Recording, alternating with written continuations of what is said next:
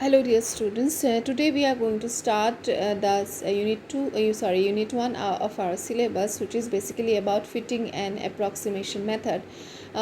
Fitting basically refers to a situation where you are given a set of data and you need to fit it into a particular particular graph. It may be a straight line or it may be a parabola. Okay, so suppose that you are doing an experiment and you have got two parameters like that to decide. Okay, and you got some values like this, say 1.5 and then 2.0, then 2.5, then 3.0, then 3.5. Okay, and then you got something like this 2, 7, then 18, and then 31 and 62, like that. Okay, and and you are being asked to plot it. So when you plot this, basically what happens, this is x, this is y.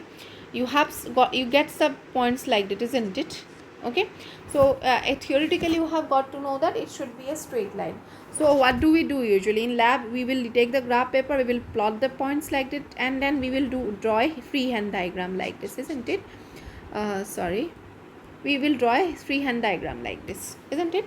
So we draw the freehand diagram in such a way that the straight line passes through most of the near to most of the points. Okay, so if I ask you to draw a straight line, you cannot draw it like this because it is away from all the points. You cannot also draw like this. Okay, even you cannot draw like this because it is mostly away from most of the points. So the most perfect one is a dotted one. Okay, so this is one of the examples. So that means you have been given a set of data and you have by free hand you have drawn some kind of straight line. Okay, but this is not the exact straight line. Okay, so this is an approximate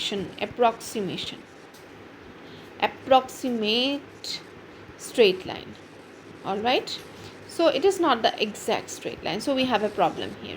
Okay, so if somebody asks you that you are given this set of points, okay, like this, suppose you see it looks better, so obviously you know that it goes like this, it's very easy. But if I ask you what is the equation of this straight line? Okay, so normally equation of a straight line looks like this: y equal to a plus bx. Okay, you just keep in mind. So this is the equation of a straight line. Now y and x are variable, that's fine, but what is the value of a and b? Okay, so this values of a and b we can determine from this data table by using two different methods. Okay, so again I am repeating, suppose you are given this set of data, okay, like this, you have plotted them, and I am asking you what is the equation of the straight line they are passing through these particular points. Then you need to find out the equation of straight line by using two methods. So the methods are, so finding the equation of straight line for this set of data is called straight line fitting. Okay, so you are trying to fit the particular data into a straight line. So for that there are two methods. One is called least square method and next one is called group average method. Okay, so first of all this is a very most common one and most popular one, so we are going to use this method first of all for discussion. Later on we will move to the second point. Okay, so let us start with the method of straight line fitting, that is called least square method. Okay, so in least square method what we are going to consider, that let us, okay, fit a straight line, okay, y equal to a plus bx, okay, to a data set obtained from an experiment. Okay, the notes for this particular thing has already been shared in a Google Classroom, so before watching the video you can go through the note, then it will be much more easier for you. So you see, this method is also called linear regression. Okay, so don't get confused if you get this word also, they are quite similar. Okay, now you see that okay, so we have this thing. Now let me tell you one thing. You know that y is basically represented as fx, isn't it? So consider that this y is basically coming from the data table, okay, that has been given to you in the question paper, and this thing is coming from the fx equal to a plus bx. Okay, this is a straight line equation, and this is in supposition. Okay, we have supposed, okay, we have supposed it, and here a and b are also unknown. Fine. So if our method is correct, okay, then what should be the situation? The result obtained from this, let us say, data table, and the result obtained from this approximated thing should almost be what? Equal. That means y should approximately be equal to fx, because difference is this is obtained from the supposed equation that is not finalized yet, and this is from the data table that has been already been provided. So for getting this method done correctly, what we are going to do, we are going to consider, let us consider a function. Okay, so what is that function? I will tell you. So you see, this is nothing but a plus bx, am I correct? So that means y minus y, sorry, next thing that I need to tell you, we will consider this function later on. Another thing I need to tell you, and this thing should be valid, this thing that I told you, that the result obtained from the data table and the result obtained from the supposed equation should not differ much. The difference, they should be approximately equal to each other, and this should be valid for all the sets, isn't it? Sorry, all the means values of the data table, because you see we have data table like this. So this is x1, this is x2, this is x3, this is x4, this is x5. So a whole bunch of things can be represented generally like this. Similarly, this is y1, this is y2, this is y3, y4, y5, isn't it? So this is called yi. Alright. So that means the thing that I have said, the value obtained from the data table and the value obtained from a supposed equation should not differ much. So this should be valid for all the things. That means yi, okay, approximately should be equal to fxi. Alright. So that means yi should be approximately equal to a plus bxi. Alright. So we are going to consider, so let us consider the function of significance as, so I'm not meaning anything function of significance, it's not something specialized term, I'm just in it the function of importance that we should be considering throughout that method. It is called SAB, that is nothing but yi minus a plus bxi. So you might be thinking that these two things are almost equal, so difference should be almost approximately equal to 0. So that's our aim. Since we are talking about difference, we don't want to get any kind of negative quantity, so I will just make it a square. Okay, so yes, and since it has i's, so I will make it a summation, goes from 1 to n. Fine. Now this is our function that we are going to consider, and we are going to give importance for deriving the values of a and b in the equation. Okay, straight line equation. Now for SAB to be minimum. You can see that S is a function of both A and B, isn't it? So for being minimum, there are two conditions. One thing is del SAB del A equal to 0.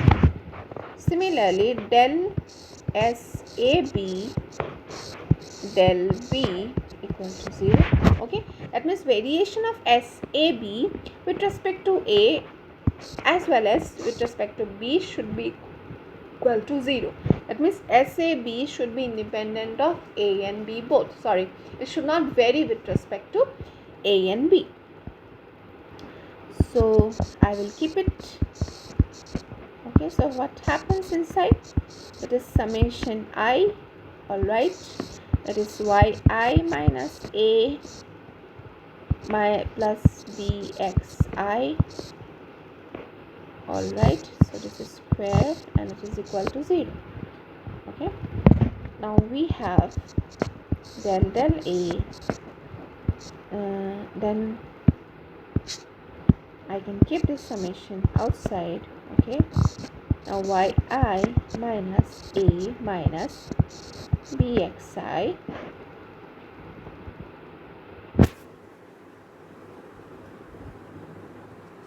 whole square equal to 0. So I will take out that summation I outside, then it will have del A yi minus A minus bxi whole square equal to 0. So this is a square thing, so obviously I twice yi minus A minus bxi. Okay, then del A of yi minus A minus bxi. I think I need to remove this, equal to 0. So it becomes I 2 yi minus A minus bxi. See, in this case only term that is dependent on A is this, so it will be minus 1, that is equal to 0. Okay, so finally what do we have? So obviously this 2 and this thing goes because this side we have 0. So summation I yi minus A minus bxi equal to 0. Okay, and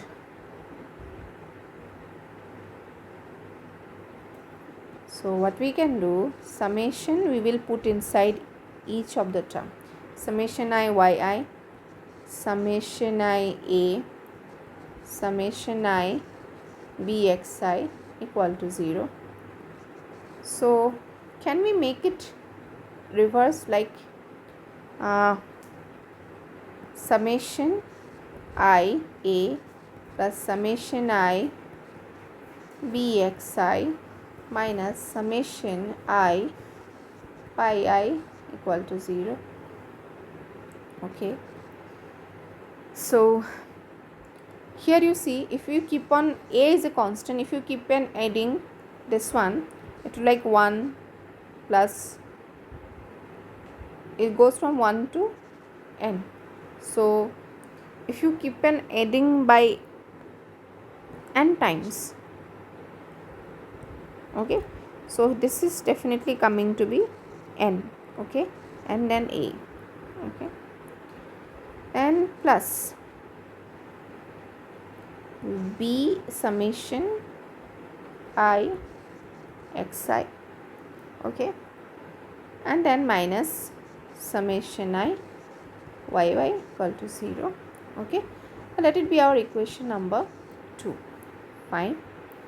Next thing that we had is that this one, this thing. So second condition is del B of SAB is equal to 0. So del B of SAB means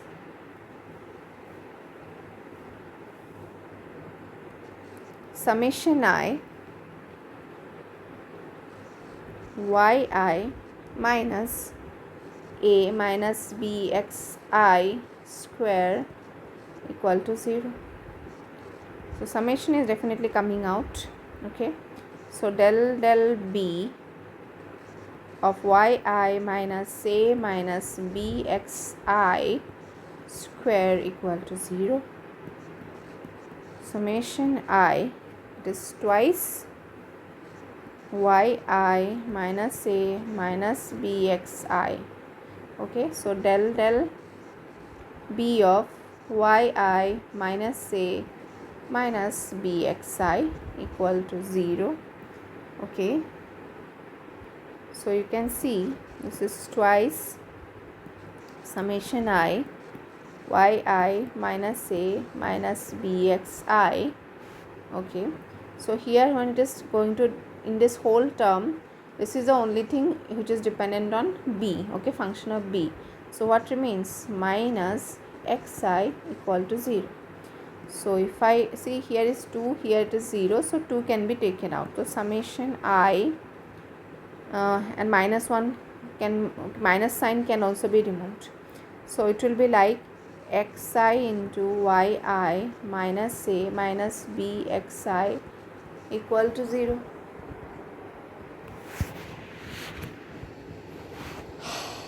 Then we have summation I xi yi, then summation I a xi minus summation I bxi square equal to 0. So I will rather make it in reverse. Okay, I will multiply both sides by minus 1. So it will become a xi plus b xi square minus xi y equal to 0. So this is our equation number 3. Okay, next what is our next step? Okay, so we will be dividing the equation number 2 by n. Okay, so dividing 2 by n we have. Okay, so let us go back to 2. Okay, where is 2? This one. If I divide it by n, it will be a. This is b summation xi by n. This will be minus summation yi by n. Okay, so it will be simply n into b by n plus summation xi by n minus summation yi by n equal to 0.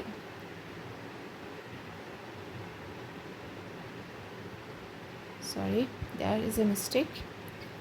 This is na by n. So here we have a b, here we don't have anything, so it will be a plus b. Okay, by n summation I xi minus 1 by n summation I yi equal to 0. Alright, so we will be doing like this: a plus b by n summation I xi is equal to 1 by n summation I yi.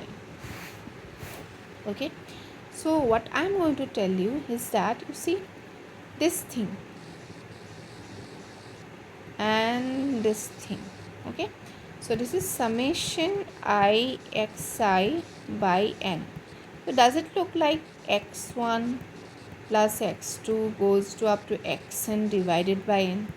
So does it look like some mean value or average value or average value? Okay, so I mean to, like, suppose that there are 5 students in a class, so they have weight 20, 40, 35 and 25. So what will you do? If I ask you what is the average of them, you will just 20 plus 40 plus 35 plus 25 divided by what? How many terms? 1 2 3 4 4. Okay, so this is called what? Average or mean value. Okay, so that is basically denoted by x bar or y bar. Okay, whenever you do it, mean, fine, or average, remember. So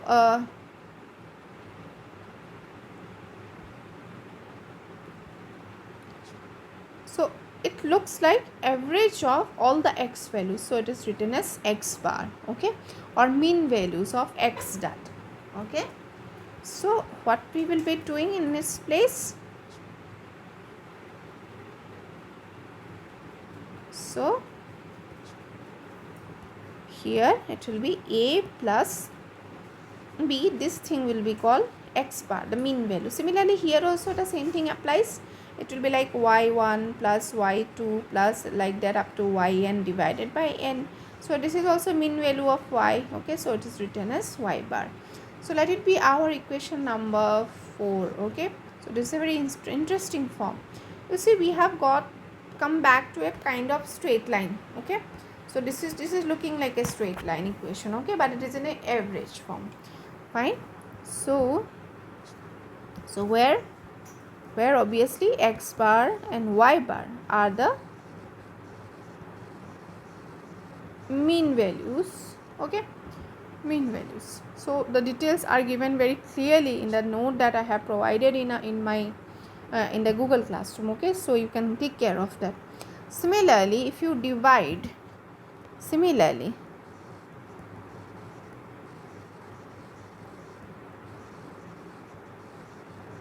dividing what is that, 3 by n we have. Okay, so it will be simply a summation xi by n plus b summation xi square by n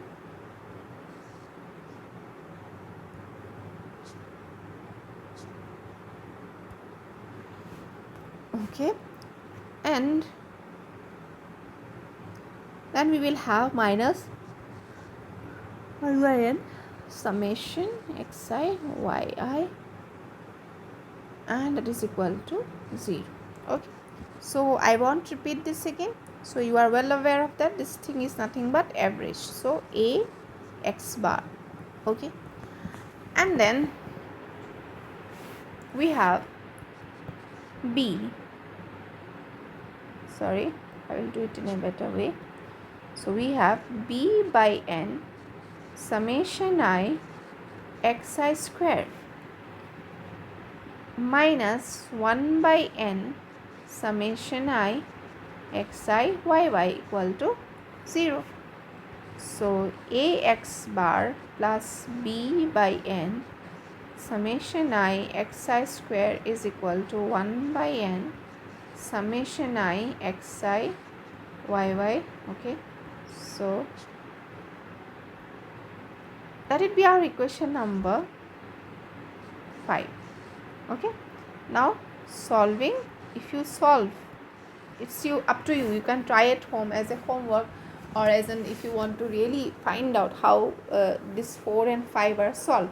So you can solve the equation number 4 and 5. So solving 4 and 5, we have, see what is the method. See, here it is 5 and this is 4. So here with a there is nothing. With a here is x bar. So you need to multiply equation 4 by x bar. So it will be ax bar. So then you can subtract it and you can get the value. So solve, you can easily try to solve it at home. But I am not going to do all the steps here. So it's up to you to get the answer. And if you can remember the formula on your own, then it's very nice. You need not solve it. Okay. But again I am telling you that for exam purpose you must remember the formula. Okay, so the formulas. So if you solve the equation 4 and 5, okay, you are going to get the value of what? A and b, and the values of a and b turns out to be So you need to be very careful while remembering these things.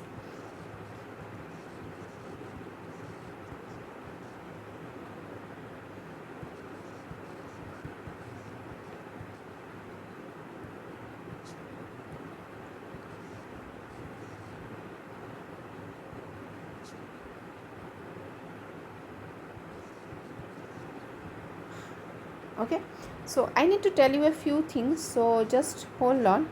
So it is y bar summation I xi square x bar xi summation xi yy. Similarly xi square summation xi square n x bar. So whenever I say summation y bar xi square, it means, see, y bar is a constant, okay, it's a single value, so it is y bar. Okay, then summation xi square means x1 square, x2 square, x3 square, it goes on like that. Okay, next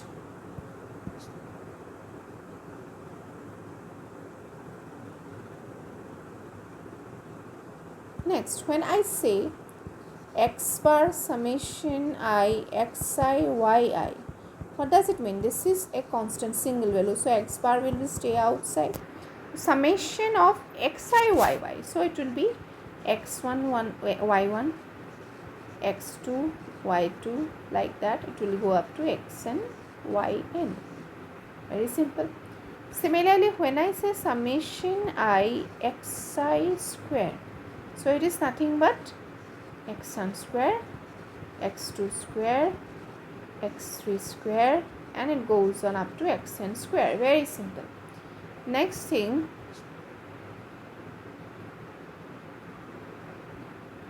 is n x bar square. So simply it is also a constant, this is also a single value, so you just need to multiply the values. Okay, so that's all we have. So and this x bar square means you need to find out the value of x bar first of all, and then you need to square it. So be very careful while writing these terms. It may be little bit confusing if you simply ignore some of the symbols and some of the squares and brackets and everything. So here everything is very important. Similarly, b is given by, so the formula you must remember. Okay, so psi square, so denominator in both the cases are same, I think, yes, and it is xi yi and minus n x bar y bar. So that's all we have. So solving 4 and 5, we get the values of a and b. So that's what we have for straight line fitting using least square method. So this method you can easily implement in your mind only when we solve some numerical problem. So this is just a theory or the derivation of this method of the trick that we are going to apply. And in this then in the next video we are going to discuss, or you are going to solve one numerical problem using the least square method for straight line fitting. That's all for this particular theory. And if you have any doubts regarding this, you can contact me through WhatsApp or email or in Google Classroom. Thank you.